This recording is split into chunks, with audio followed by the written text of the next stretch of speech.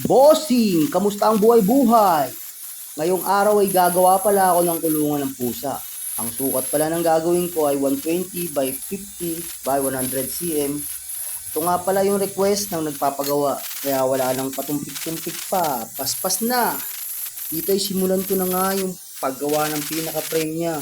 Tuwing linggo nga lang ako, ang pinaka full-time ko sa paggagawa ng mga ganto. Kaya paspas ang trabaho pero hindi pa rin kaya tapusin. Kaya sa gabi ko na lang binabanatan pag uwi galing sa trabaho. Sabi nga ay hindi daw sapat na umasa lang sa sahod, dapat may side hustle ka rin. Kaya ito, employee sa umaga, welder fabricator sa gabi.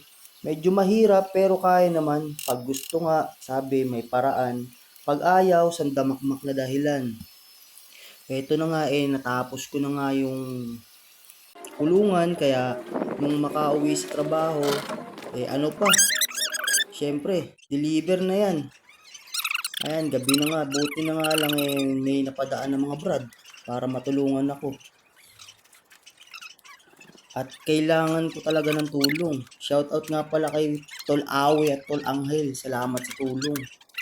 At hinatid na nga namin kaya pagkadating nilagay na nga nila yung mga alaga nilang pusa sa kulungan.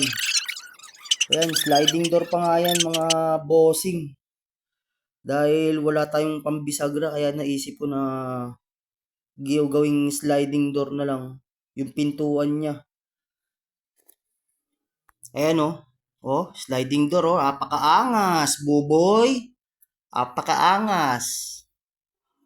Ayan mga lods, tignan nyo yung sukat. Kaya ganyan yung sukat. Kasi yung pinakapaglagyanan niya is makitid lang. Parang skinita lang. Tapos yung dumi ng pusa, diretso sa kanal.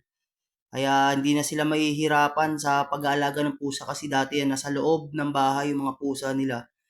Kaya nagpagawa sila ng ganyan para maka-less hassle na sa pag-aalaga.